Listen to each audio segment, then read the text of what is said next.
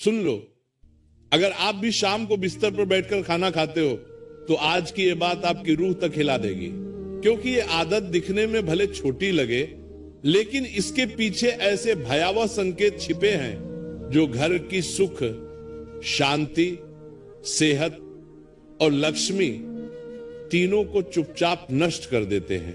शास्त्रों में साफ लिखा है, बिस्तर पर रखा गया भोजन अशुभ ऊर्जा को तुरंत आकर्षित करता है और जितना आप सोच सकते हैं उससे कई गुना ज्यादा नुकसान घर के हर सदस्य को पहुंचाता है। तो आज की इस चेतावनी को ध्यान से सुनिए, क्योंकि जो रहस्य खुलने वाला है वह हर किसी को नहीं बताया जाता। तो आइए, जो मैं कथा सुनाने जा रहा हूं, इस कथा को पूरे अंत तक सुनिए। उसके बाद आपको खुद समझ में आ जाएगा कि मैं ऐसा क्यों कह रहा हूं। बहुत समय पहले की बात है, कंचनगढ़ नाम का एक समृद्ध नगर हुआ करता था। वहां के लोग बड़े धर्म कर्म वाले थे। उसी नगर के बाहरी इलाके में, जहां खेत खलिहान शुरू होते थे, वहां एक बहुत पुरानी हवेली थी। उस हवेली में एक सेठ रहते थे जिनका नाम था दीनानाथ। दीनानाथ जी बहुत मेहनती थे।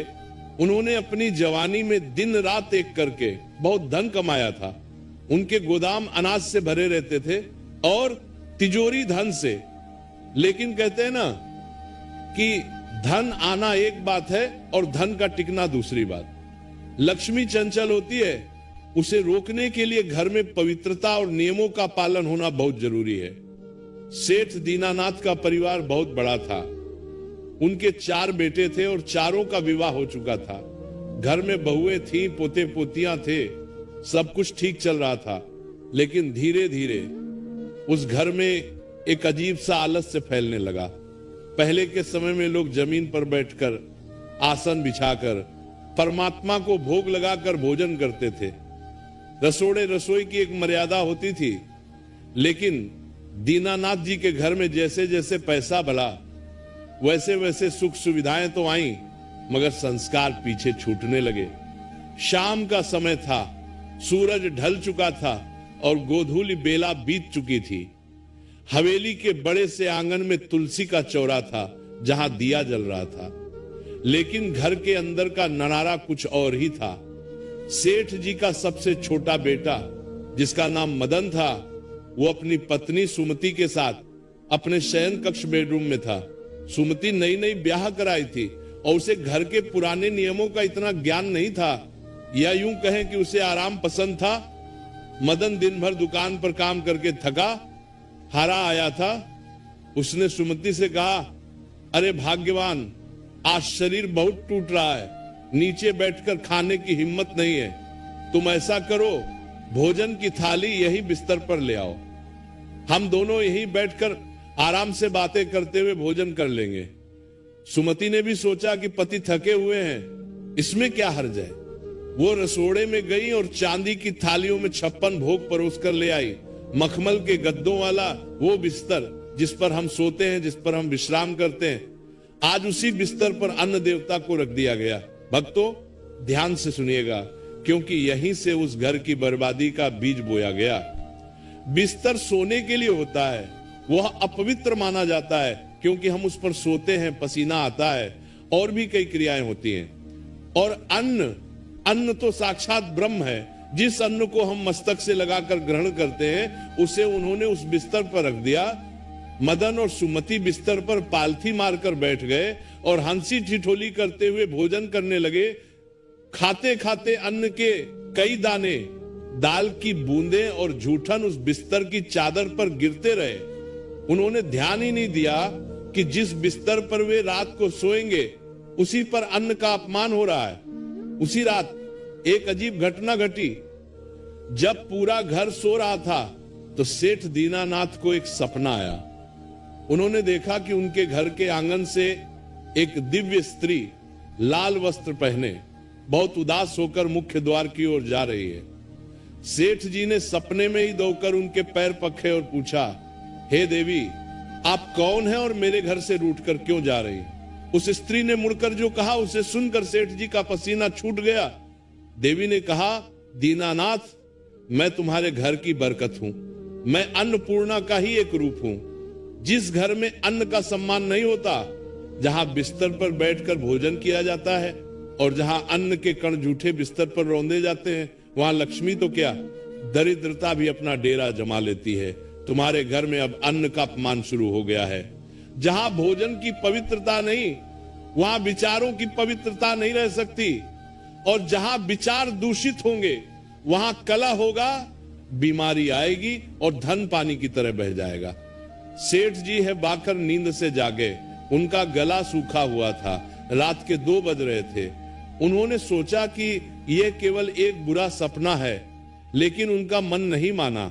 वे उठे, लौटा लेकर पानी पिया और फिर सोने की कोशिश करने लगे। लेकिन उन्हें क्या पता था कि यह सपना नहीं बल्कि आने वाले संकट की एक चेतावनी थी।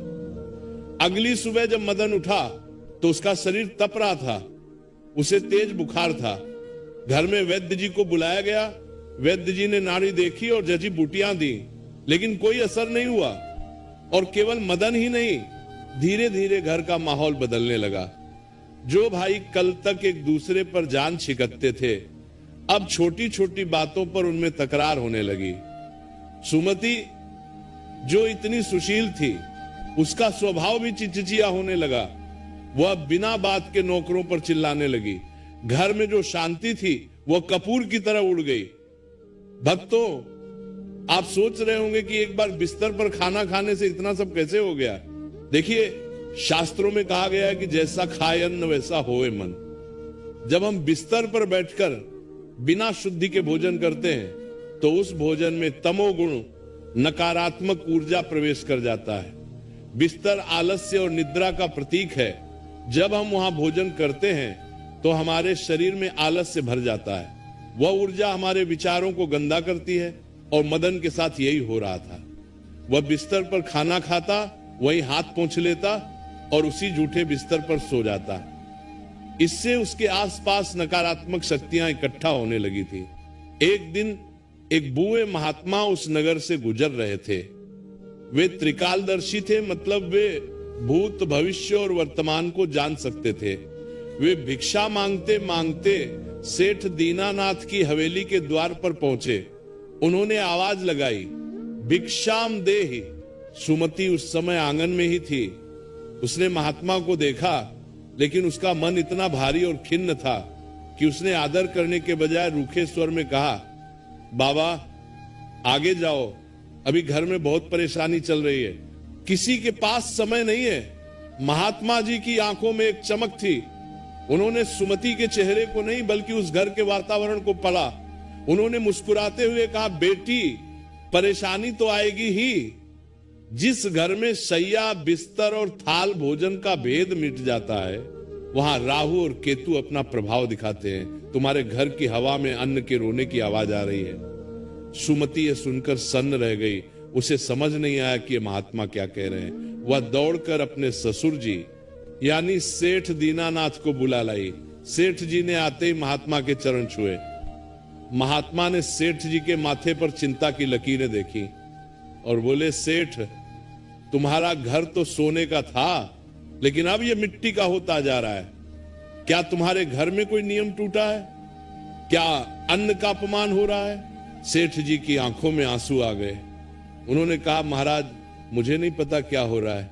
मेरा जवान बेटा बीमार है, घर में क्लेश है, व्यापार में घाटा हो रहा है। मैंने तो जीवन भर धर्म किया, फिर ये दंड क्यों? तब महात्मा ने अपनी झोली से एक कमंडल निकाला, थोड़ा जल हाथ में लिया और ध्यान लगाया। कुछ क्षण बाद उन्होंने अपनी आंखें खोली और जो बताया वह सुनकर सबकी रूह कांप गई। महात्मा ने कहा, सेठ तुम्हारे घर के पश्चिम वाले कमरे में जहां तुम्हारा छोटा बेटा रहता है, वहां एक बहुत बड़ा दोष उत्पन्न हो गया है। उस कमरे के बिस्तर पर प्रेत बाधा जैसी स्थिति बन रही है। कोई जादू टोना नहीं है, यह तुम्हारे ही कर्मों का फल है। शाम के समय जब सूर्य अस्त हो जाता है, तब नकारात्मक शक्तियां सबसे ज्यादा प्रबल होती हैं, और ठीक उसी समय तुम्हारे घर में अपवित्र स्थान पर बैठकर पवित्र भोजन किया जा रहा है। महात्मा ने आगे समझाया, सुनो सेठ, हमारे शरीर में जठराग्नि होती है जो भोजन पचाती है। जब हम जमीन पर आसन पर बैठकर रीढ़ की हड्डी सीधी करके भोजन करते हैं तो पृथ्वी की गुरुत्वाकर्षण शक्ति और हमारे शरीर की ऊर्जा मिलकर भोजन को रस बनाती है। लेकिन गद्देदार बिस्तर पर बैठने से रीढ़ की हड्डी टेढ़ी रहती है, पेट दबता है और सबसे बड़ी बात, बिस्तर की तरंगें भोजन की ऊर्जा को सोख लेती हैं। इससे वो भोजन शरीर को ताकत देने के बजाय विष बन जाता है और वही विष तुम्हारे बेटे के शरीर और बुद्धि को खा रहा है। सेठ जी को तुरंत अपना सपना याद आ गया। देवी ने भी तो यही कहा था। वे महात्मा के पैरों में गिर पड़े और बोले, महाराज, इस पाप का प्रायश्चित क्या है? मेरे बेटे को बचा लीजिए, मेरे घर को बचा लीजिए। महात्मा गंभीर स्वर में बोले, उपाय तो है, लेकिन वो बहुत कठिन है।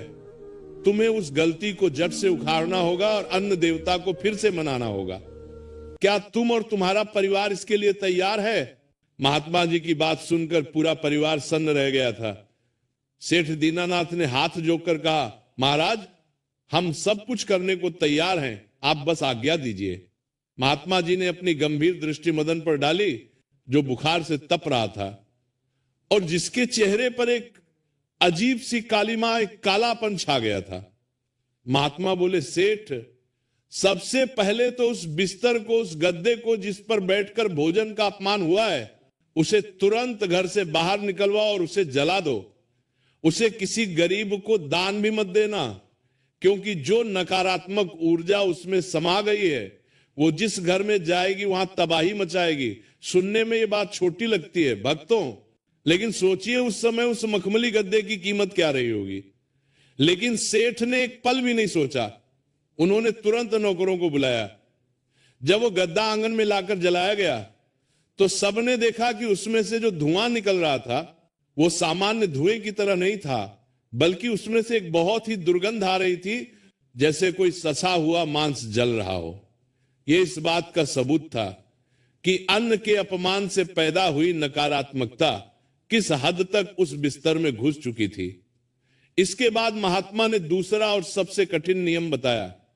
उन्होंने कहा, अगले 21 दिनों तक इस घर में अन्न शुद्ध यज्ञ चलेगा। इसका मतलब यह नहीं कि तुम्हें आग में घी डालना है। प्रिय दर्शक बंधु, कथा समाप्त होने से पहले मैं आपसे सिर्फ इतना ही कहना चाहता हूं, आपके एक छोटे से क्लिक में किसी की जिंदगी बदलने की ताकत छुपी है। हम इस चैनल से जो भी कमाई होती है उसका हर हिस्सा एक इंसान, एक पशु पक्षी और एक जीव जंतु की सेवा में लगाया जाता है। जब आप सब्सक्राइब करते हैं, आप सिर्फ एक बटन नहीं दबाते, आप एक भूखे को भोजन देते हैं, एक घायल पक्षी का इलाज करवाते हैं, एक असहाय जीव को नई सांस देते हैं।